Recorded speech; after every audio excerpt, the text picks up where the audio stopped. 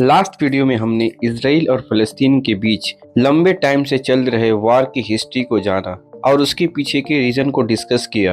और आज हम डिस्कस करेंगे 7 अक्टूबर से शुरू हुए वार की करंट सिचुएशन और जियोपॉलिटिक्स के बारे में। स्वागत है आप सभी का एसएच न्यूज में। 7 अक्टूबर से शुरू होने वाला इसराइल और फ़लस्तीन के बीच में खूनी वार 2 हफ्ते हो चुके हैं, लेकिन ये वार रुकने का नाम नहीं ले रहा है। 28 अक्टूबर 2023 को फ़लस्तीन की news and information agency WAFA ने एक रिपोर्ट पब्लिश किया जिसमें मिनिस्ट्री ऑफ हेल्थ का रिपोर्ट दिखाया गया, जिसमें 7,760 मासूम लोगों की जान गई। इनमें से 2,913 माइनर्स है और इंजर्ड हुए लोगों की संख्या 21,400 है और सैकड़ों मासूम बच्चों की लाशें बिल्डिंग के मलबों के नीचे दबी हुई है, जिसे रेस्क्यू टीम निकालने की कोशिश कर रही है। सोशल मीडिया पर मासूम बच्चों की फोटोज और वीडियो देखकर सभी लोगों की आंख नम हो जा रही है, लेकिन ये वार रुकने का नाम नहीं ले रही है।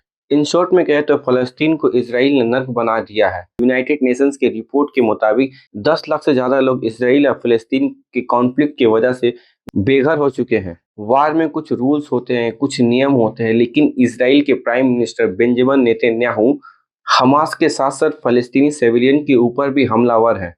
17 अक्टूबर को इसराइल ने Christian run Al Ahli hospital के ऊपर बम गिराया। इस हॉस्पिटल में इसराइल के अटैक से घायल हुए लोग अपना ट्रीटमेंट करवा रहे थे।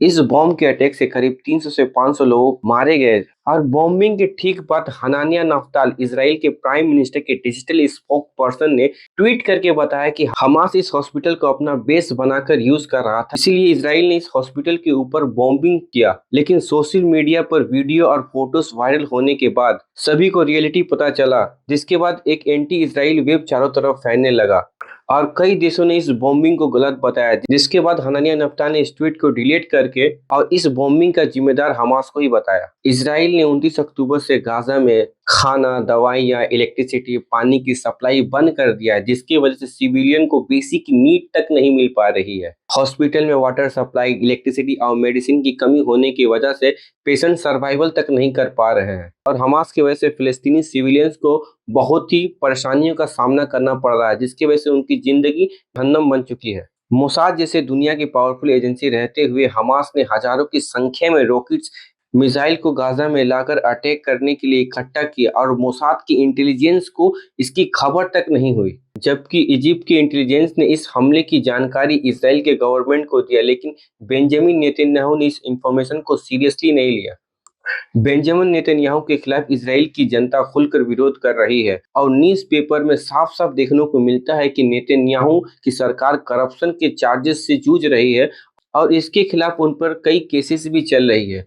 नेतन्याहू की सरकार हमास की इस अटैक के जरिए अपनी सरकार को बचाना चाहते हैं और इसराइल की जनता का विश्वास जीतना चाहते हैं। इसीलिए इसराइली फोर्सेस स्कूल्स, हॉस्पिटल को हमास का अड्डा बताकर बॉम्बिंग कर रही है, जिसकी वजह से फलस्तीनी सिविलियंस को बेसिक नीड तक नहीं मिल पा रही है। इसराइल की स्ट्रेटेजी समझ में नहीं आ रही है कि वो हमास को हराने के लिए फलस्तीनी सिविलियंस को क्यों परेशान कर रहे हैं। फलस्तीनी सिविलियंस को इलेक्ट्रिसिटी, मेडिसिन, वाटर सप्लाई काट कर वो क्या साबित करना चाहते हैं कि वो एक इसराइल के सपोर्ट में America, Britain, France, Canada, India जैसे 84 कंट्रीज है जो हमास के अटैक्स को निंदा कर रहे हैं। हमास के इस अटैक से हजारों सिविलियंस की जान गई, जिसकी सभी को निंदा करता है। लेकिन ये वार हमास और इसराइल के बीच है, ना कि फलस्तीन के सिविलियंस के साथ है। इसराइल लगातार फलस्तीनी सिविलियंस को टारगेट करके बॉम्बिंग कर रहा है, जिसकी वजह से मासूम और बच्चों की जान जा रही है।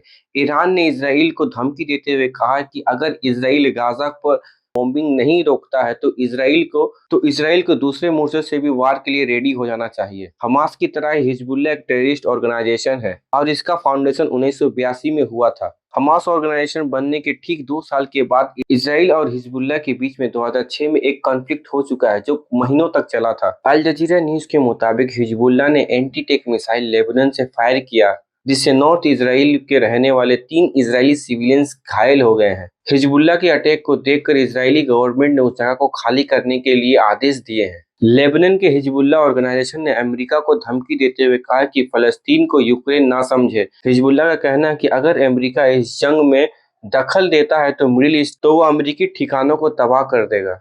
हिजबुल्लाह ऑर्गेनाइजेशन हमास के ऑर्गेनाइजेशन में बहुत बड़ी ऑर्गेनाइजेशन है। इस ऑर्गेनाइजेशन के पास लाखों की संख्या में रॉकेट्स, मिसाइल और एंटी टैंक है। अगर ये वार हमास से शिफ्ट होकर हिजबुल्लाह इस वार में एंट्री लेता है तो इसराइल को काफी मुसीबतों का सामना करना होगा। इस वार से किसी का फायदा हो ना हो, लेकिन नुकसान दोनों तरफ के सिविलियंस को जान गंवाकर हो रहा है। आप सभी को हमारा ये वीडियो कैसा लगा, आप हमें कमेंट में रिप्लाई दें और आप सभी से रिक्वेस्ट है कि आप हमारे चैनल को सब्सक्राइब करें और शेयर करें। धन्यवाद।